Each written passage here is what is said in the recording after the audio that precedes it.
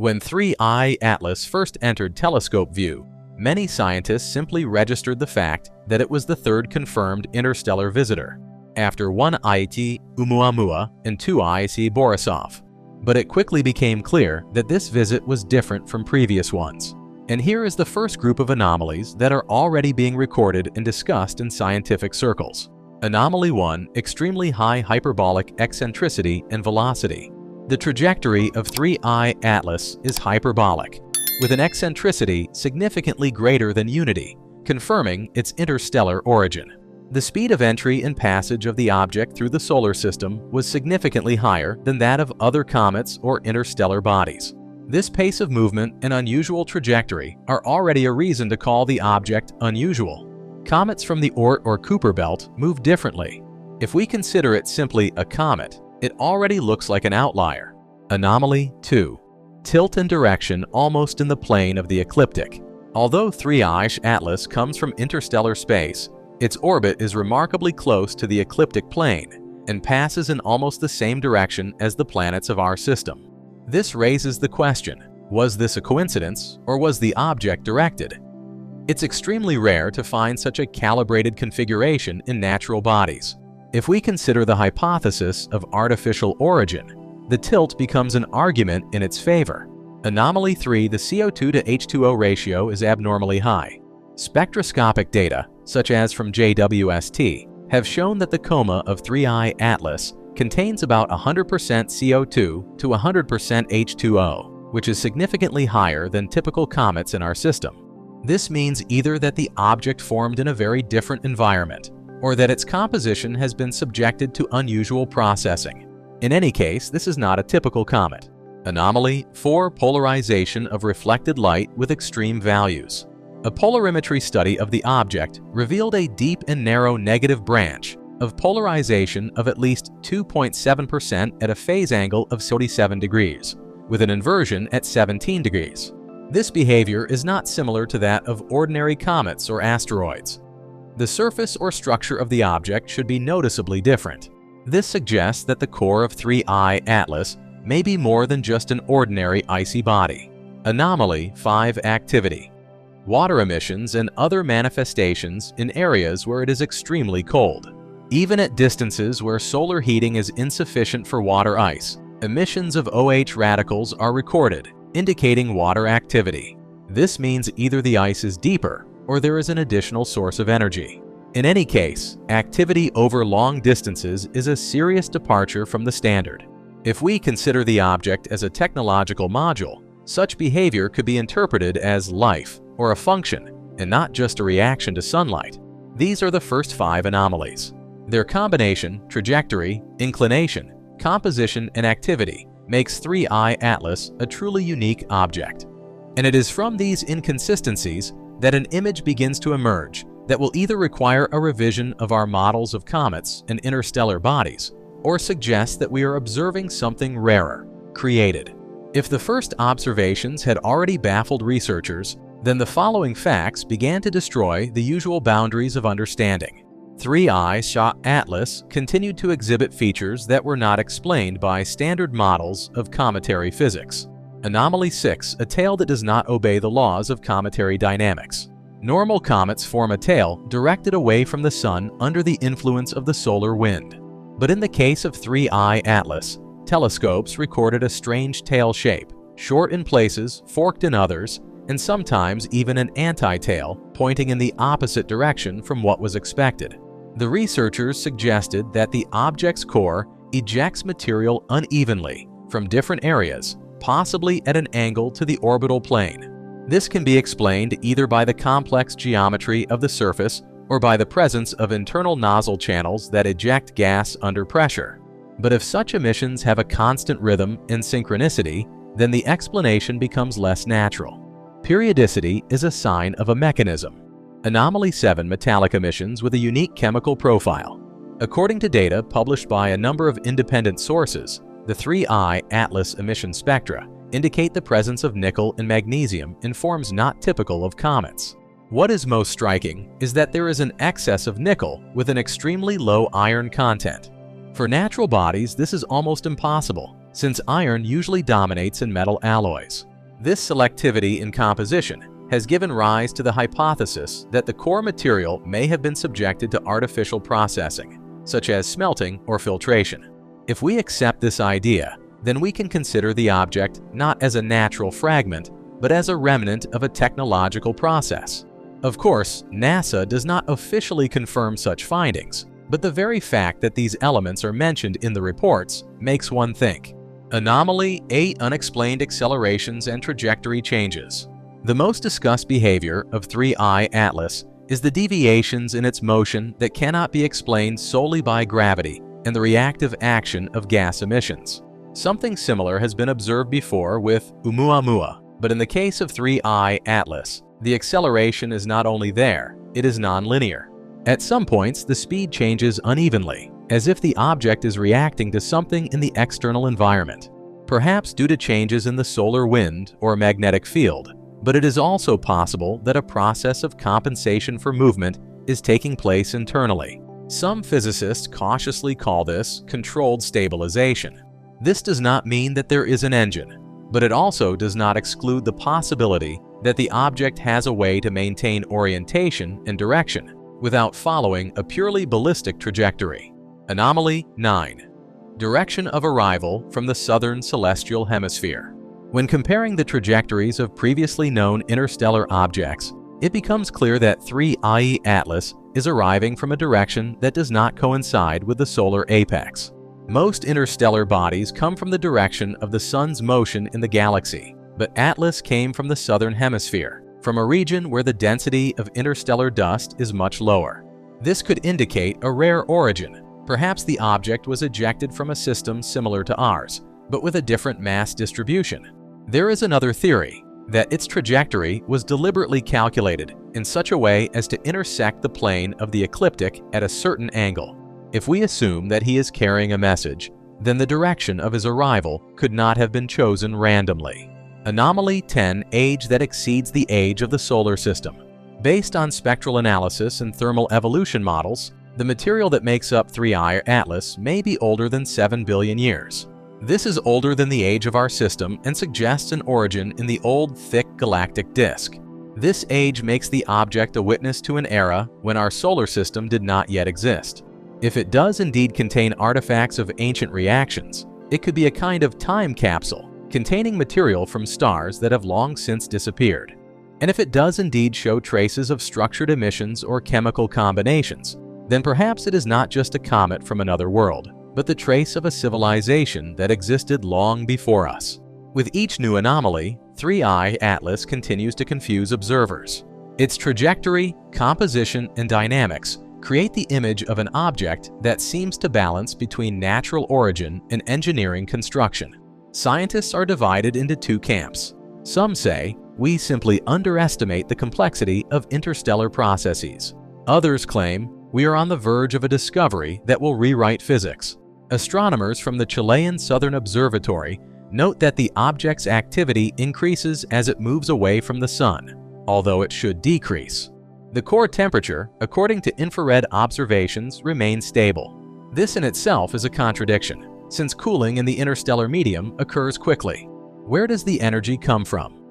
Perhaps radioactive decay or a catalytic reaction occurs in the core, or it is evidence of an internal system that maintains a certain thermal balance. So far, no explanation seems exhaustive, but it is precisely because of this that 3I Atlas has become the most discussed object in recent years. It is observed by dozens of telescopes, spectrometers, and radars. And the more data comes in, the more contradictions appear. The 11th oddity is related to the appearance of the core itself.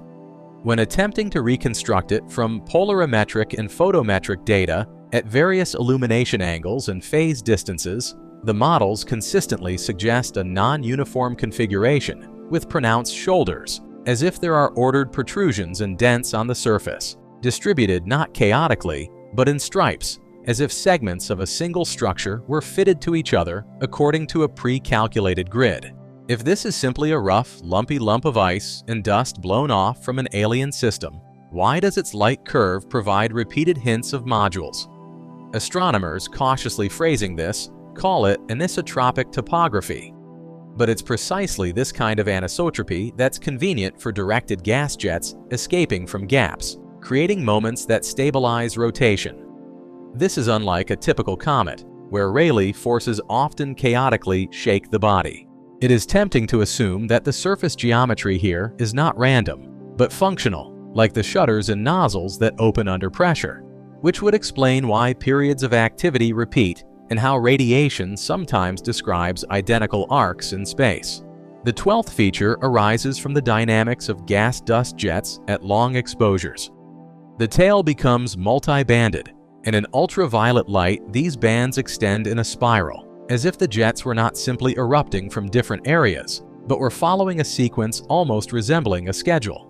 For comets, this is not unheard of, but it is also not the norm. Water geysers love surprises, but here there is a clear repeatability in the rhythm, and on some nights it is tied not to the distance from the Sun, but to the position of the giant planets. The tempting idea is that the jet sources operate like phased array emitters. One is activated, then a second, then a third, and over long distances this relay forms a spiral pattern that encodes not an image, but a relationship of times, periods, and angles. This geometric code reinforces the idea that 3I Atlas can be read not only with a spectrometer, but also with a ruler and protractor, extracting meaning from pure form. Skeptics argue that spirals are born without a conscious hand. A rotating body and uneven albedo are sufficient. But then we have to explain why the steps of this spiral repeat the same intervals on different nights, and why the phase dependence looks alarmingly neat on the graphs. The 13th anomaly concerns low-frequency activity precisely where most people only detect plasma noise. The recording sometimes shows pulse patterns at the edge of sensitivity and, what is especially strange, in the range that engineers call the slow channel of communication. The idea that it would be more logical to listen to such an object not at gigahertz, but at hertz-kilohertz, first appeared here, because low frequencies are more resistant to the interstellar medium in natural screens. The upcoming spring attempt to eavesdrop on 3I Atlas using the receiving circuits of the probe near Jupiter is designed precisely for this corridor from 50 Hz to tens of megahertz. If the bursts are repeatable, if their pauses are proportional to known constants or orbital periods, this will be the first step from noise to structure. It's important to remember that the giant's plasma sounds loud, and distinguishing artifact from meaning is only possible through cross-checking. Nevertheless, the experimental setup itself demonstrates that the scientific community accepts the possibility that some oscillations may be signaling, and this represents a radical shift in approach. We're moving from comet physics to channel diagnostics. The 14th oddity is that publications about us, not the object, are released in fits and starts, and in some windows, data disappears from public archives, only to return later in a smoothed-out form.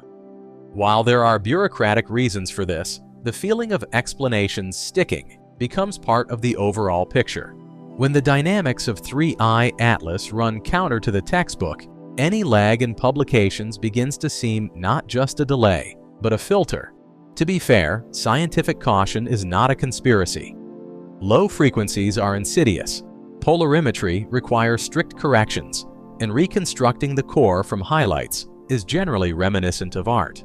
But it is here that the anomaly of perception is born. Society is actually monitoring an interstellar object live for the first time, and every data refinement turns into fuel for hypotheses. It's funny that this can also be part of the dialogue. If the object's goal is to measure our reaction to ambiguity, then it is already doing a brilliant job, forcing the planet to live in the "we are not sure, but we must listen" mode. The 15th is the most controversial, and therefore the most important, sequence of non-random coincidences that, when summed up, produces behavior reminiscent of weakly controlled drift. Not an engine in the usual sense, but rather control of moments due to emissions and orientation. On some weeks, two factors, the solar wind and the positions of massive planets, respond resonantly at once, and 3I Atlas enters this mixed regime like an experienced glider entering an updraft. This happens when a structure is created not to fight nature, but to utilize it. Then there is no need for traction. There is synchronization.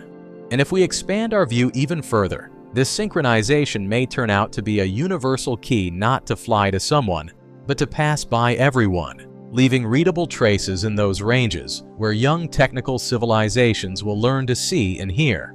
Then 3i Atlas is not a package or a reconnaissance vehicle, but a beacon scanner, which, passing through the magnetosphere and ionosphere, generates a set of standard responses suitable for decoding by those who have already matured.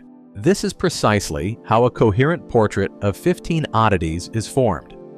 An interstellar hyperbola with an elegantly earthly plane of motion.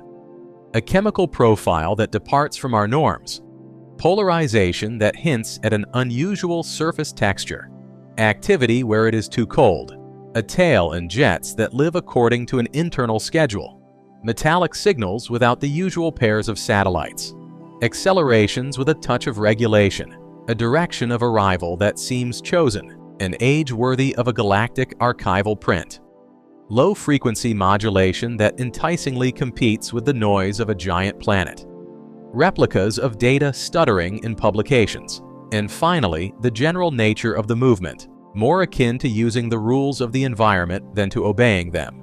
We can accept the soft version that this is nature, only different, and our statistics are too poor to describe rarities well.